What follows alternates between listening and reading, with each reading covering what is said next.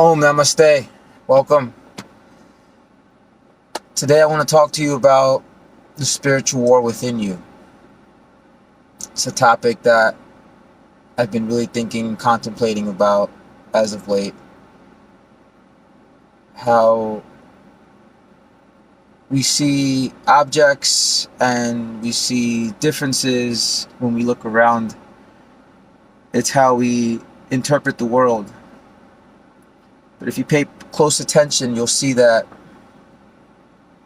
there's really two forces working in this world. There's the light and the dark. The light is things that have to do with love, wisdom, harmony,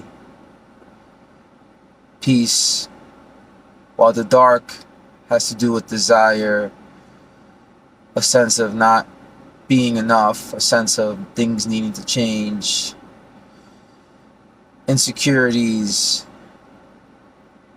and each one of us is a channel.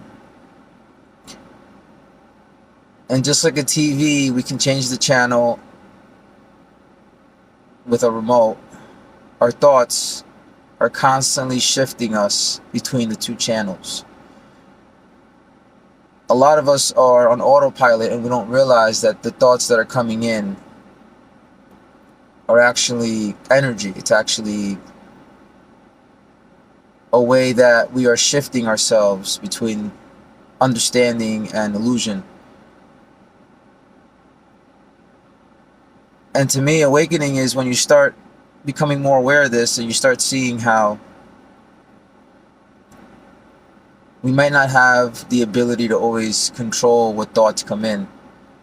But if we stay conscious enough, we can start to discern between the two channels and start to really understand how we're being hijacked, how we're being triggered in moments of desperation, and also relish in moments of connection, in moments of love, in moments of peace, in moments of appreciation.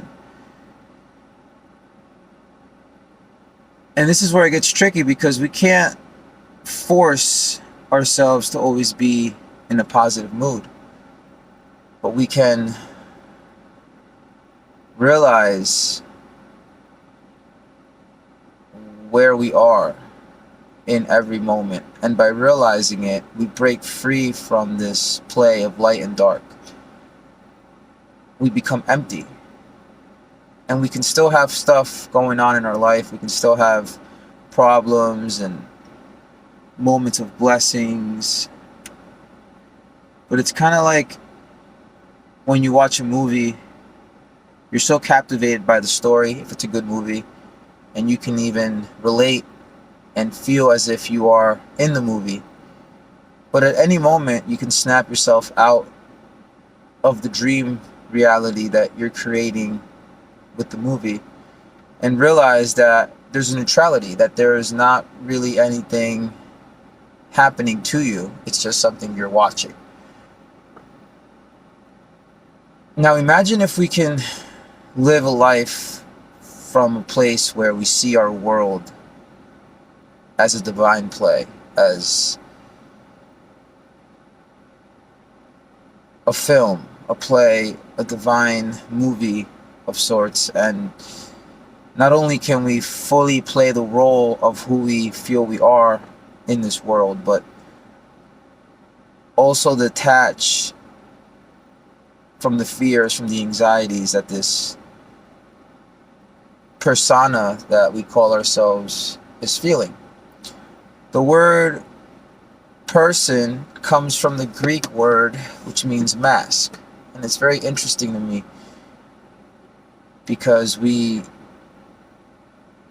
feel that our personality and who we are is true, but if you look closely, every 5 years your person changes. You start liking certain things, you start hating certain things, you evolve, you learn, you grow. So there's really no consistent person within you. There's no object in you that you can point at and say, this is who I am. There's a isness, I guess you can call it, an existing, a presence. When you point at yourself and say I, you intuitively feel that you're pointing at something that can't be defined, but yet is always there, has always been with you. And this is the space that we can dwell in and rest in when we stop playing the game of light and dark. When we live beyond concept and ideas and start just resting as the observer, as the person on the couch, metaphorically speaking, watching the movie, enjoying the movie, getting lost in the movie, crying about the movie, getting angry, yelling at the movie, but yet at the same time knowing that the movie is not real and that the movie will one day be over. So why take it so seriously? Why not just enjoy it? And this is something that I'm working on in my life, to live in that space.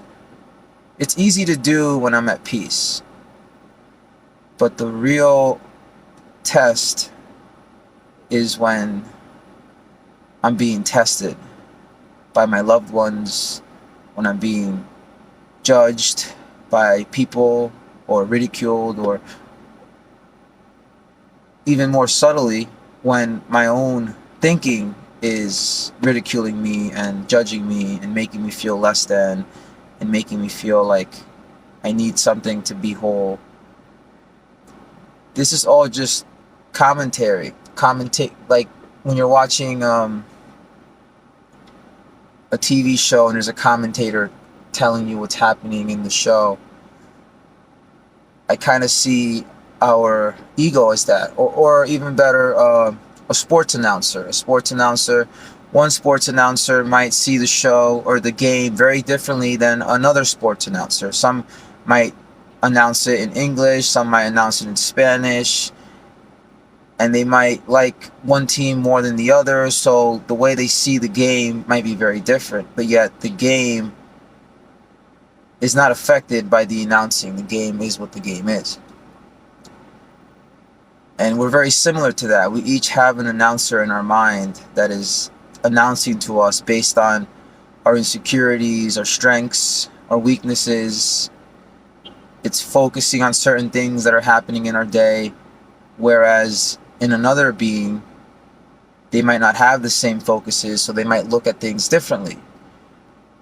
So you can ask yourself, which announcer is true? Is there a true announcer of this world?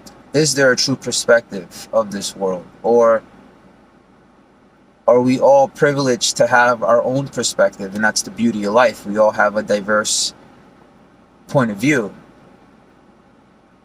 And to acknowledge that, and to be okay with our diversity, but also know that it's just commentary. It's just commentary. It's not real.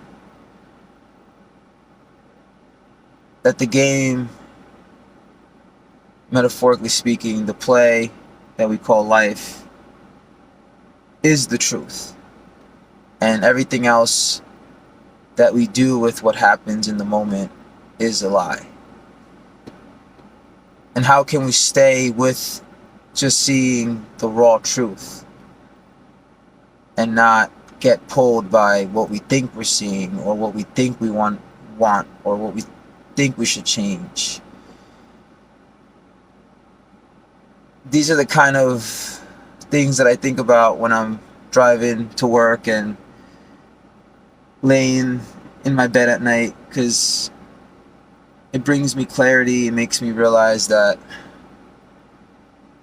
a lot of my problems are because of how I choose to see my world, because of my past, because of what I deem is not right.